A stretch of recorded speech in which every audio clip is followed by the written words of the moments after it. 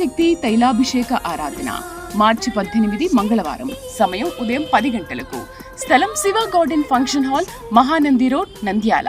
ప్రార్థనా శక్తి తైలాభిషేక ఆరాధన మార్చి 19 బుధవారం. సమయం ఉదయం 10 గంటల నుండి. స్థలం మాధవి కన్వెన్షన్ హాల్, రాయచోటి వెళ్లే రోడ్, ఆర్టీఓ ఆఫీస్ ఎదురుగా, కడప. ప్రార్థనా శక్తి తైలాభిషేక ఆరాధన మార్చి 20 గురువారం. సమయం ఉదయం 10 గంటల నుండి. స్థలం A1 convention hall, old Guntur road, Ongole. Bhimavaram పరిసర ప్రాంత ప్రజలకు శుభవార్త.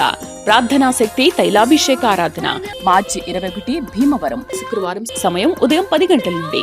స్థలం Nirmaladevi function hall, Juvalapalem road, Pedamiram, Bhimavaram. ప్రార్థనా శక్తి తైలాభిషేక ఆరాధన మార్చి 25 మంగళవారం. సమయం ఉదయం 8 గంటల నుండి. స్థలం ఎస్ఆర్ గార్డెన్స్, ఈనాడు ఆఫీస్, వైరా రోడ్, వెలుగుమట్ల, ఖమ్మం. ప్రార్థనా శక్తి తైలాభిషేక ఆరాధన మార్చి 26 గుంటూరు బుధవారం. ఆరాధన ఉదయం 7 గంటల నుంచి. రెండవ ఆరాధన ఉదయం 10 గంటల నుండి. స్థలం సీతారాం టౌన్షిప్ ఎదురుగా, housing board colony, Nallapadu road, Guntur. ప్రార్థనా శక్తి తైలాభిషేక ఆరాధన మార్చి 18 మంగళవారం. సమయం ఉదయం 10 గంటలకు. స్థలం Shiva garden function hall, Mahanandi road, Nandyal. ప్రార్థనా శక్తి తైలాభిషేక ఆరాధన మార్చి 19 బుధవారం. సమయం ఉదయం 10 గంటల నుండి. స్థలం మాధవి కన్వెన్షన్ హాల్, రాయచోటి వెళ్లే రోడ్, ఆర్టీఓ ఆఫీస్ ఎదురుగా, కడప. ప్రార్థనా శక్తి తైలాభిషేక ఆరాధన మార్చి 20 గురువారం. సమయం ఉదయం 10 గంటల నుండి. స్థలం A1 convention hall, old Guntur road, Ongole. Bhimavaram పరిసర ప్రాంత ప్రజలకు శుభవార్త. ప్రార్థనా శక్తి తైలాభిషేక ఆరాధన మార్చి 21 భీమవరం శుక్రవారం. సమయం ఉదయం 10 గంటల నుండి. స్థలం Nirmaladevi function hall, Juvalapalem road, Pedamiram, Bhimavaram. ప్రార్థనా శక్తి తైలాభిషేక ఆరాధన మార్చి 25 మంగళవారం. సమయం ఉదయం 8 గంటల నుండి. స్థలం ఎస్ఆర్ గార్డెన్స్, ఈనాడు ఆఫీస్, వైరా రోడ్, వెలుగుమట్ల, ఖమ్మం. ప్రార్థనా శక్తి తైలాభిషేక ఆరాధన మార్చి 26 గుంటూరు బుధవారం. ఆరాధన ఉదయం 7 గంటల నుంచి. రెండవ ఆరాధన ఉదయం 10 గంటల నుండి. స్థలం సీతారాం టౌన్షిప్ ఎదురుగా, housing board colony, Nallapadu road, Guntur. Yesayya నామములో మీకు వందనాలు తెలియపరుస్తూ ఉన్నాను. ప్రియులరా, ఈ దినం కొరకు దేవుడు సిద్ధపరిచిన వాగ్దానాన్ని మనం స్వాధీనపరచుకుందాం. పరిశుద్ధ గ్రంథంలో నుండి యెషయా గ్రంథము 40వ అధ్యాయము 29వ వచనం ద్వారా ప్రభు మిమ్మల్ని దర్శిస్తూ ఉన్నాడు. నోట్ చేసుకోండి. యెషయా గ్రంథము 40వ అధ్యాయము 29. Isaiah chapter 40 verse 29. సొమ్మసిల్లిన వారికి బలమిచ్చువాడు ఆయనే, శక్తిహీనులకు బలాభివృద్ధి కలగజేయువాడు ఆయనే. ఈ దినము ప్రత్యేకంగా ప్రభు మిమ్మల్ని దర్శిస్తున్న మాట ఏంటంటే, సొమ్మసిల్లిన వారికి బలమిచ్చేవాడు ఆయనే, శక్తిహీనులకు బలాభివృద్ధి కలగజేయవాడు ఆయనే. నాకు శక్తి లేదు, నాకు బలం లేదు, నేను అలసిపోయాను, ఇంక నా వల్ల కాదు ఈ కుటుంబాన్ని నడపటం, నా వల్ల కాదు ఈ వ్యవస్థని నడపటం, నా వల్ల కాదు, నేను బ్రతకలేను, నేను పెళ్ళిళ్ళై చేయలేను, నా వల్ల కాదు, ఏది లేదు, నేను ఆలోచించి నా బుర్రంతా పాడైపోతుంది, నా జీవితం ఇలాగ అయిపోయింది అని అనుకుంటున్నావేమో. పరిశుద్ధాత్ముడు నీకు బలం ఇవ్వబోతూ ఉన్నాడు. నీకు అన్ని రకాల బలాలు రాబోతూ ఉన్నాయి. శక్తిమంతులుగా చేస్తాడు కనుక శక్తి కలిగిన కార్యాలు నువ్వు చేసి దేవుని మహిమపరచబోతూ ఉన్నావు. సొమ్మసిల్లిపోయేమో, అయిపోయింది చరిత్ర, ఇంక నేను పరిగెత్తలేను, నేను తిరగలేను, నేను చేయలేను అనుకుంటున్నావు కదా. ఆయనే నీకు బలం ఇస్తూ ఉన్నాడు. ఎవరైనా కన్యమరి గర్భాన్ని జన్మించినవాడు, నజరేయుడైన యేసు, సిలువ వేయబడినవాడు, సమాధి చేయబడినవాడు, మూడవ దినాన్ని తిరిగి లేచిన పునరుద్ధానుడు అనేటువంటి ఆ శరీరధారిని యేసు క్రీస్తు నీకు నూతన బలం ఇవ్వబోతూ ఉన్నాడు, నూతన శక్తి. సొమ్మసిల్లిపోయావు, అలసిపోయావు, నీ జీవిత యాత్రలో ఈ పోరాటంలో నేను పోరాడలేను అని చేతులు ఎత్తేసావు కదా, ఆ చెయ్యి ఆయన పట్టుకున్నాడు కనుక మరలా బలం వచ్చేసింది నీకు, మరలా శక్తి కలుగుతూ ఉంది. ఈ వాక్యం వింటున్న నీతో దేవుడు మాట్లాడుతున్నాడు. నేను ఓల్డ్ అయిపోయాను అంటున్నావు కదా, నువ్వు ఓల్డ్ అయిపోయానని అనుకుంటున్నావు, కానీ ఆయన అంటున్నాడు ఇప్పుడు శక్తి కలిగిన కార్యాలు చేయటము ప్రారంభమైంది, బలం తెచ్చుకో. ప్రియులరా, మరి నా వల్ల కాదు, మా పితరులందరూ చచ్చిపోయారు, గొప్ప గొప్పలు చనిపోయారు, వాళ్ళకంటే ఎక్కువ ఏం కాదు, నన్ను తీసుకెళ్ళి పని ఒక బదిరీ వృక్షం క్రింద పెద్ద దైవజనుడు ఏలియా మరి ఏడ్చి ప్రార్థన చేసి నన్ను తీసేసుకో, రాజుగారి భార్య నన్ను చంపేస్తానంది. ఎవరామే? యెజబెల్. ఆహాబు భార్య యెజబెల్ చంపేస్తానంది. రేపు ఈ టైం కల్లా నిన్ను నేను చంపకపోతే నాకు శ్రమ కలుగుతుందని గట్టిగా శబ్దం చేసి పంపించింది. ఆ మాటకి పాస్టర్ గారికి భయం వేసేసింది ఏలియాకి. వెళ్ళిపోయి అరణ్యంలో లోపల బదిరి వృక్షం అంటే తంగిడి చెట్టు అనమాట. బాగా గుర్తుపెట్టుకోండి, బదిరి వృక్షం అంటే ఏదో వృక్షం అనుకుంటారేమో, తంగిడి చెట్టు జస్ట్ చిన్నగా ఉంటుంది. ఆ తంగిడి చెట్టు కిందకి వెళ్ళి అలా పడుకుని, మా వాళ్ళ కంటే గొప్ప వాళ్ళని ఏం కాదు కానీ నన్ను తీసేసుకో, నా ప్రాణం తీసేసుకో, ఇంక నేను చేయలేను. అప్పటికే దేవుని శక్తిని ప్రజలు చూపించిన వాడు సొమ్మసిల్లిపోయాడు. దేవుని దూత వచ్చి ముందు ఒక రొట్టె, చక్కగా ఒక అప్పం, వాటర్ పెట్టింది, అక్కడ బుడ్లో నీళ్ళు పెట్టింది. ఇది తిని విశ్రాంతి పొందాను. ఆ ఆకలి మీద ఆ చపాతీ తినేసాడు, నీళ్ళు తాగేశాడు, మళ్ళీ తంగడి చెట్టు కింద పడుకున్నాడు. కాసేపు రెస్ట్ ఇచ్చింది. దేవుడు చాలా తెలివైనాడు. బాగా గుర్తుపెట్టుకో, మనం చేయలేమంటే చేయిస్తాడు, బలమిచ్చి చేయిస్తాడు. మళ్ళీ రెండవ మారు దేవుని దూత అక్కడికి వస్తుంది. ఇక ఏలియా, ఇది కూడా తిను, బలం తెచ్చుకున్నావు కదా, ఓకే రైట్, నువ్వు ఇప్పుడు లేచి హోరేబు పర్వతానికి వెళ్ళాలి. ఏంటి? అదే నీ శక్తికి మించిన ప్రయాణం ఉన్నది. అవునా? వస్తుంది, లేదు నిలబడు, బలం వస్తుంది. ఏలియా లేచాడు, మళ్ళీ బలం వచ్చేసింది. తన మైండ్ ధైర్యం అయిపోయింది. అసలు ఇంకా నేను బ్రతకలేను, నాకు నీరసం వచ్చింది, నా వల్ల కాదనుకున్నవాడిని మళ్ళీ డైరెక్ట్గా హోరేబు పర్వతం, అక్కడే మోషేకి దేవుడు పదాజ్ఞనిచ్చిన ఆ ప్లేస్ అన్నమాట. అది అసలు ఆది నుంచి మనం చూస్తే ఆ విలువైన ప్లేస్కి పైకి తీసుకెళ్ళి కొన్ని వింతైన కార్యాలు చూపించి మళ్ళీ అక్కడి నుంచి ఏలియాని దమస్కుకి వెళ్ళమన్నాడు. వెళ్ళి అక్కడ యెహోని నువ్వు రాజుగా చెయ్యి అంటే ఏంటి? చచ్చిపోతాను అనుకున్నవాడికి, సొమ్మసిల్లిపోయిన వాడికి ఇంత పెద్ద టార్గెట్ ఇచ్చాడు. చెయ్యి ప్రాజెక్ట్ చేసాడు. ఆయన మళ్ళీ దమస్కుకి వెళ్ళాడు. యెహో అనే మనుషుడిని రాజుని చేశాడు.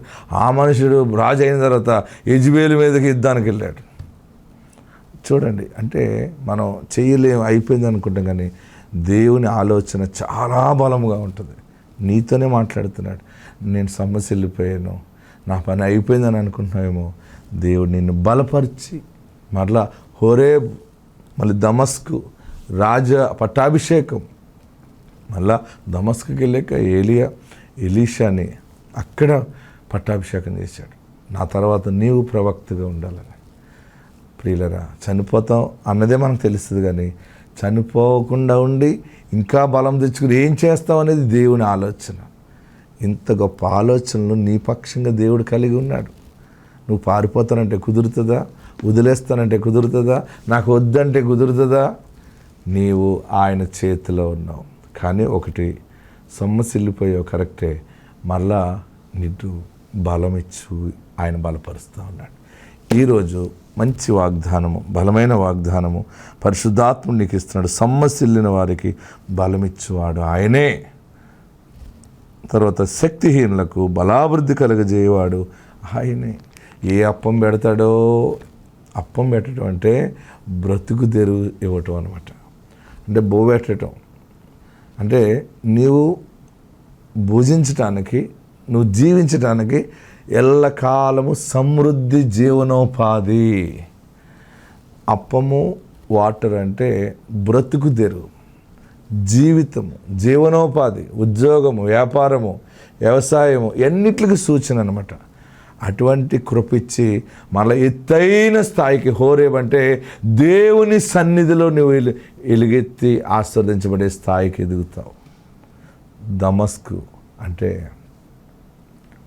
దమస్కు చుట్టూ ఒక మంచి నదులు ఉన్నాయి, పవిత్రమైన నదులు. దాని గురించి నయమాను దైవజనుడు అంటాడు, యొర్దానులోకి 7 మార్లు మునుగంటే ఈ మురికి నీటిలో నేనేం మునుగుతా, మాకు మంచి పవిత్రమైన నదులు లేవా అంటాడు. ఆ నదులు ఎక్కడే అంటే దమస్కు నది అనమాట. నేను దమస్కు వెళ్ళినప్పుడు చూశాను ఆ ప్లేస్ అంతా.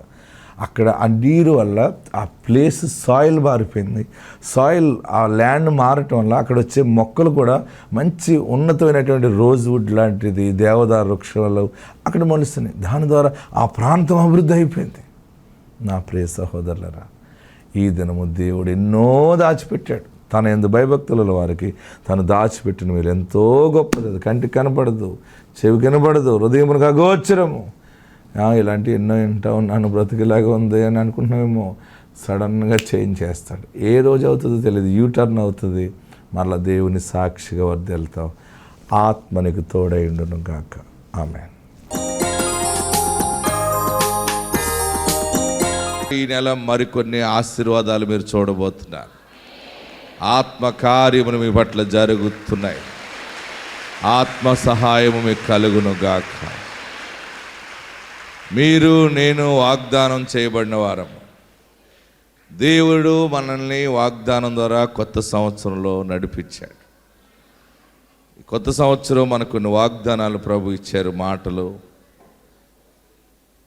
చెర నుండి విడుదల, సమకూర్చి నడిపించబడుట, నిజముగా మీకు ఖ్యాతిని మంచి పేరును తెప్పిస్తానని చెప్పాడు. నేను ఏమి ఎదురు చూస్తున్నానంటే మీరు ఎప్పుడు ఈ సాక్ష్యాలు చెప్తారా అని ఎదురు చూస్తూ ప్రార్థిస్తున్నాను. ఆల్రెడీ స్టార్ట్ అయిపోయింది. అందరూ టపాకాయలు పేల్చుకునే కాడికి వచ్చారు. దేవుడు చెర నుండి విడుదల చేశాడు, ఆల్రెడీ మాకు ఈ కార్యం చేశాడని స్టార్ట్ అయింది. అతి తొందరలోనే ప్రతి నోట ఈ విడుదల దేవుడు ఇవ్వబోతూ ఉంటాడు.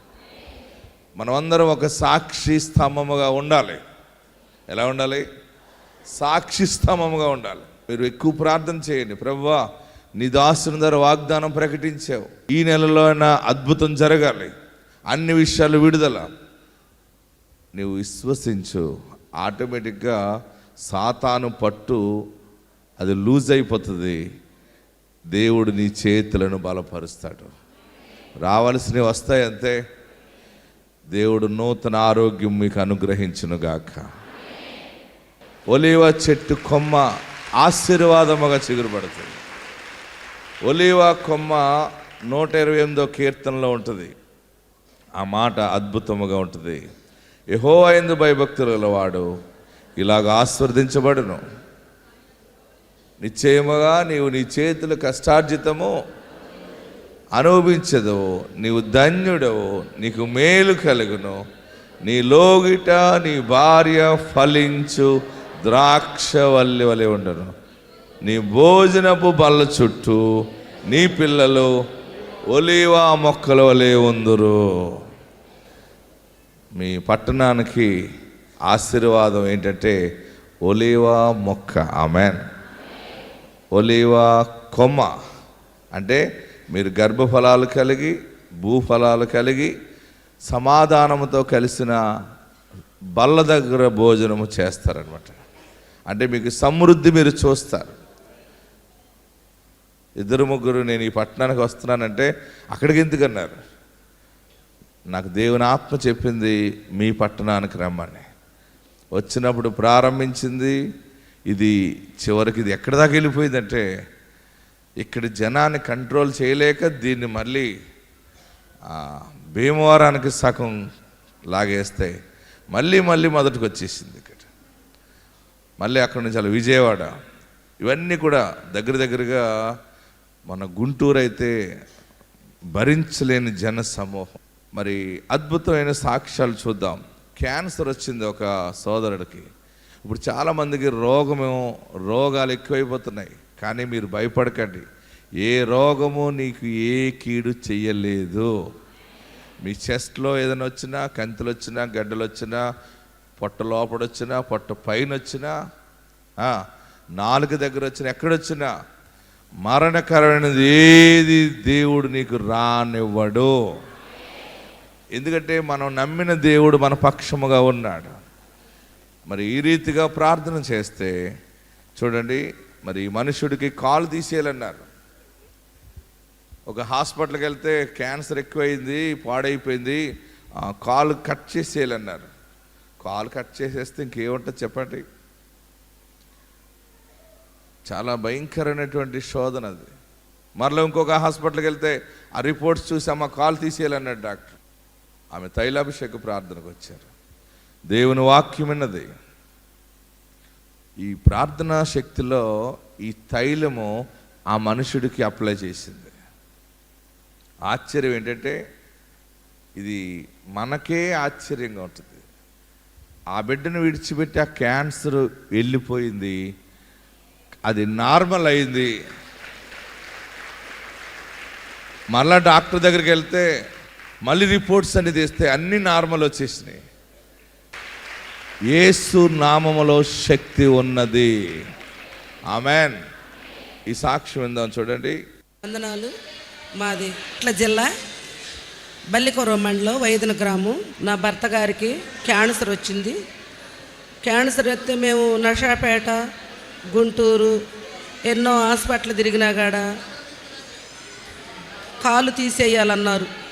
కాలు తీసేయాలన్నప్పుడు అయ్యగారు ఇసాగ అయ్యగారి కాడికి వచ్చి అప్పటికి 2-3 నెలలు వచ్చాను.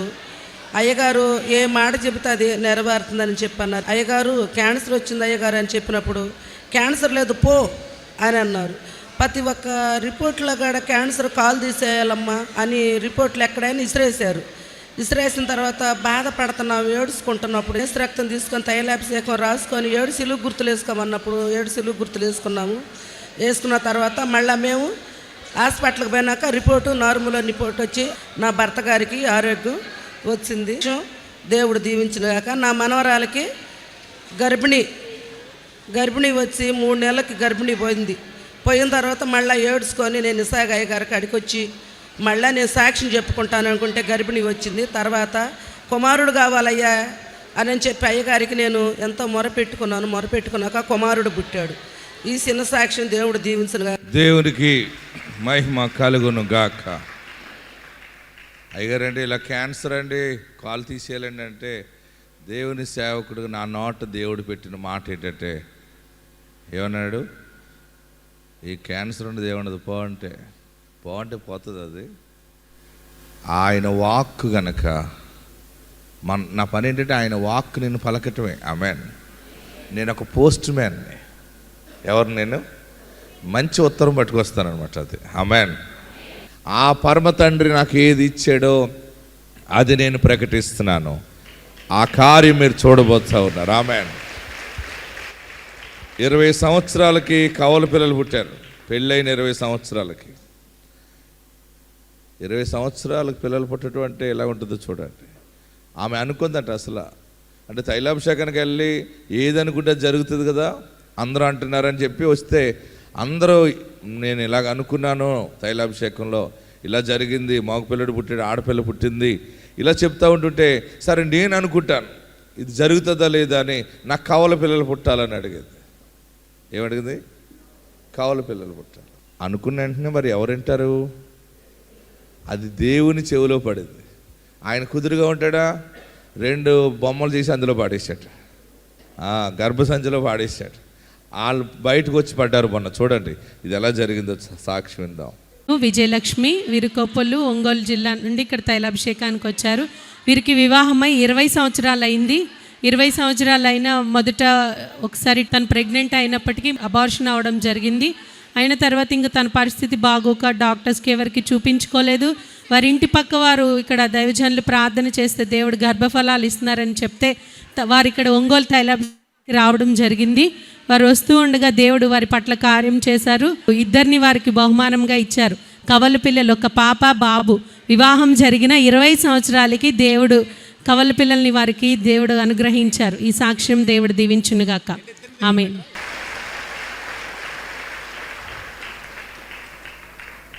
మరొక సహోదరికి 23 సంవత్సరాలకు వచ్చింది.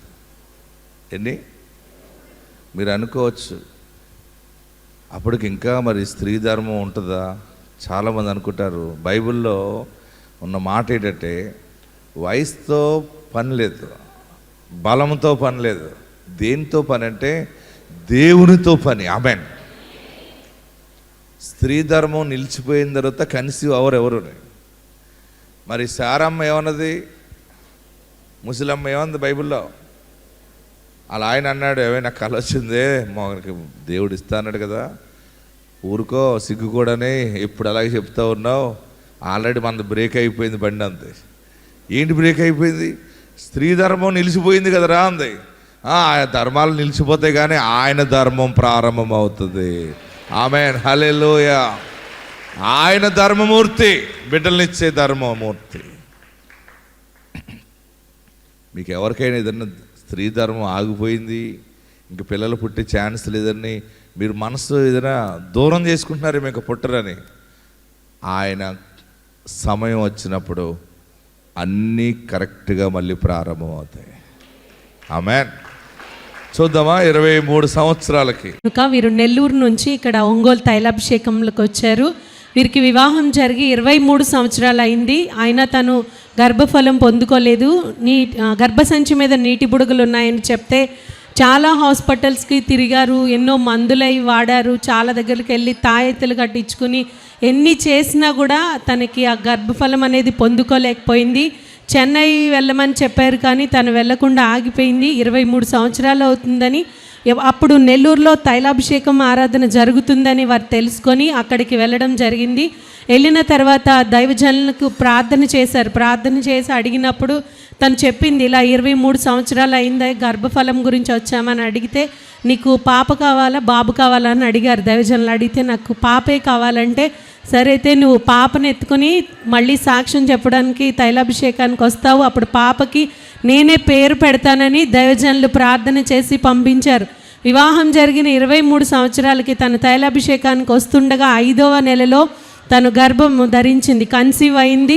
దేవుడు దైవజనుల నోట పలికిన వాగ్దానం మేరకు తనకు కుమార్తె పుట్టిందని వారు సాక్ష్యం చెప్తున్నారు. వివాహం జరిగిన 23 సంవత్సరాలకి దేవుడు గర్భఫలాన్ని ఇచ్చాడు. దైవజనులు చెప్పిన విధముగా కుమార్తె వారికి పుట్టింది. ఈ సాక్ష్యం దేవుడు దీవించును గాక. హల్లెలూయా. రాజమండ్రి తైలాభిషేక ప్రార్థనకి వెళ్ళాం. ఎక్కడికి? రాజమండ్రి తైలాభిషేక ప్రార్థనలో ఒక అమ్మాయి అద్భుతమైన సాక్ష్యం చెప్పింది. వాళ్ళ తండ్రి పక్షవాతం వచ్చింది, చెయ్య కాలు పడిపోయింది, నోరు పడిపోయింది. హాస్పిటల్ తీసుకెళ్తే డాక్టర్ కూడా వైద్యం చేయలేని పరిస్థితి అయిపోయింది. కానీ ఆమె ప్రార్థన తైలం ఆ తండ్రి నోట్లో వేసిన తర్వాత అది ఎంత అద్భుతంగా క్రియ జరిగిందో ఆ మనిషి చెప్పిన సాక్ష్యం ద్వారా మనం విందాం. నా పేరు వరలక్ష్మి, మాది రాజమండ్రి అండి. మా నాన్నగారికి లాస్ట్ మంత్ పెరాలసిస్ వచ్చిందండి. తనకు ఒక కాలు ఒక చెయ్య నోటి మాట కూడా లేకుండా పడిపోయిందండి. అప్పుడు హాస్పిటల్ తీసుకెళ్తే అండి, ఈ లోపల డాక్టర్లు చూసి తనండి, ఇలా పక్షవాతం వచ్చిందమ్మా తనకి అనేసి లోపల ట్యూబ్ వేయాలన్నారండి ముక్కులోంచి. ఆ ట్యూబ్ వెళ్ళట్లేదండి లోపలికి, ఈయనకి జబ్బు ఏదో ఉందమ్మా, ట్యూబ్ లోపలికి వెళ్ళట్లేదని అన్నారండి. అప్పుడు చాలా ఏడ్చి, ఈ ప్రార్థనా శక్తి తైలం నేను నోట్లో పోస్తున్నాను, నా తండ్రి రక్తంలో నీ రక్తం కలిసి ఆ ట్యూబ్ వెళ్ళాలి అన్నానండి. తైలం వేసిన తర్వాత లోపలికి వెళ్ళిందండి. వెళ్ళిన తర్వాత వాళ్ళు ఏమన్నారంటే, చిన్న గ్లాసులో పాలు పోసి ఒక ట్యాబ్లెట్ నలిపి అది ఇవ్వండి అమ్మా అనేసి అనేవారండి. అయితే వాళ్ళకి తెలియకుండా నేను విశాఖ గారు ఇచ్చిన తైలాన్నే నా తండ్రి రక్తంలో ఇది కలిసి ఆయనకి చెయ్య కాలు అన్నీ పనిచేసి యథావిధిగా తను నడవాలి చెయ్యాలని అనుకున్నానండి. అలాగే 3 రోజులకండి తను నడవడం మొదలు పెట్టారండి. అలాగే మరుసటి రోజు తర్వాత నుంచి మీరు కొంచెం కొంచెం మాటలు నేర్పించండి అమ్మ అంటే 4 మాటలు నేర్పించి ఏసయ్య ఇసాకయ్య గారు అలా నేర్పిస్తుంటే 2 రోజులకు తనకు మాట వచ్చేసిందండి. అలాగే చెయ్య కాలు అన్నీ వచ్చేసినాయండి తనకండి. అందరూ చూసండి, ఈ అమ్మాయి ఏదో చేస్తుంది, ఈ అమ్మాయి ఏదో చేస్తుంది. పక్క బెర్త వాళ్ళు అందరూ అడిగేవారండి నన్నండి, ఏంటమ్మా అది ఏం చేస్తున్నామంటే, ఇలా రాజమండ్రిలో విశాఖయ్య గారండి ఆయన ఇచ్చిన తైలం అండి ఇదండి అంటే, వాళ్ళందరూ కూడా కొంచెం కొంచెం పోయిండమ్మా అంటే మళ్ళీ కబ్బు నూనె పట్టుకెళ్ళి అందులో కలిపి వాళ్ళకి ఇచ్చేదానండి. ఒక ఆయనకైతే జబ్బంతా నొప్పి అయితే ఆయన ఇంజక్షన్ చేస్తున్నారు కానీ అవ్వట్లేదు. అమ్మ ఒకసారి వచ్చి ఆ తైలం వెయ్యంటే జబ్బ నొప్పి తగ్గిపోయి తను పడుకున్నారండి. వాళ్ళు కూడా అంత బలం ఉందా ఈ తైలంలోని, ఇంత శక్తి ఉందా అనేసి అన్నారండి. నా తండ్రిగా 1 వారం రోజుల్లో తను ప్రతిదీ నడిచేశారు, మాట్లాడేశారు, గుర్తుపట్టేశారండి, చేతి మాట కూడా వచ్చేసిందండి. నమ్మిన వారి వలన ఈ సూచక్రియలు కనబడని ప్రభువు చెప్పారు. అమ్మా నీ విశ్వాసము గొప్పది, నీవు కోరినట్టే నీకు జరుగునన్నారు. ఆ వాగ్దాన వాక్యమును బట్టి దేవుడు గొప్ప కార్యం వారి తండ్రి పట్ల చేశాడు. దేవుడు పరమ డాక్టర్, పరమ వైద్యుడు. దేవునికి మహిమ కలుగును గాక. ఆమెన్. ఆమేన్. ఆమెన్. నాకు 17 సంవత్సరాలు అయ్యిందండి మ్యారేజ్ అయ్యింది. పిల్లలు లేరండి. 13 నెలల నుంచి ఇక్కడికి వస్తున్నానండి. నాకు ట్యూబుల్ బ్లాక్ అండి. ఎన్ని మెడిసిన్ వాడినా కానీ ప్రాబ్లం లేదన్నారు తప్ప ట్యూబుల్ బ్లాక్స్ అనేసి అనలేదండి. ఇక్కడికి వచ్చిన తర్వాత 3 నెలలకు నాకు తెలిసిందండి ట్యూబుల్ బ్లాక్ అయినాయండి. అది నాకు భయం. ఆ టెస్ట్ చేయించుకోవడం కూడా, అయ్యా నేను డాక్టర్లు నమ్మాను, మనుషులు నమ్మాను, అందరినీ నమ్మి మోసపోయాను, నీ తైలమే నాకు మందు కింద పనిచేసి ట్యూబులు ఓపెన్ అవ్వాలన్నానండి. ట్యూబులు ఓపెన్ అయిపోయినాయి అమ్మ, నీకు ఈసారి గర్భం వస్తుందని చెప్పారండి. దేవునికి మహిమ కలుగును గాక. ప్రార్థన తైలం మీ దగ్గర పెట్టుకోండి, అందరి దగ్గర. దేవుడు నాకు ఇచ్చిన వరమును బట్టి నేను తైలంలో చేతులుంచి దేవుని వాక్యమును చదివి ప్రతిష్ఠ చేస్తున్నప్పుడు దేవుని మహిమతో అది నింపబడుతూ ఉంది. మీలో ఎవడైనా రోగి అయి ఉన్నాడా? అతడు సంఘ పెద్దలను పిలిచి నూనె రాసి ప్రార్థన విశ్వాస సహితను ప్రార్థన రోగిని ముట్టి స్వస్థపరచును. దేవునికి మహిమ కలుగును గాక. నీ చేతి నుండి ఏది దూరమైందో ఆ ఆశీర్వాదం మరలా నీ చేతికి రాబోతుంది. అందరూ తలలో వంచండి, ప్రార్థన చేద్దాం. ఎక్కడున్నవారు అక్కడ లేచి నిలబడి, రెండవ మారు, సెకండ్ ఛాన్స్ దేవుడు ఇస్తున్నాడు. అయ్యో మా పొలం, అమ్మకూడని పొలం అమ్మేసాను అనుకున్నావేమో. అమ్మకూడని ఇల్లది, అమ్మకూడని స్థలం అది, కానీ పరిస్థితులు బట్టి అమ్మవలసి వచ్చిందేమో. దేవుడు మరలా అవకాశం ఇస్తున్నాడు. నీ భూమి నీకు వస్తుంది, నీ ఇల్లు నీకు వస్తుంది, నీ బిడ్డ తిరిగి వస్తాడు. నువ్వు నాకు వద్దని వెళ్ళిపోయిన భర్త తిరిగి వస్తాడు. అయ్యో నేను బాధ పెట్టేసానేమో అందుకే వెళ్ళిపోయాడు నా భర్త, విడాకులు ఇమ్మంటున్నాడు, ఏడుస్తున్నావా? అయ్యో నా భార్య వెళ్ళిపోయింది, అలాంటి భార్య నాకు మళ్ళీ దొరకదు, నేనే పాడు చేసుకున్నాను, ఏడుస్తున్నావా? మరలా నీ భర్త నీ దగ్గరికి వస్తాడు. నా పాపాలు క్షమించి యేసయ్యా అని ప్రార్థించు. ప్రభువా నా పాపాలు క్షమించు, ప్రభువా నన్ను పరిశుద్ధపరచు, ప్రభువా నన్ను పవిత్రపరచు.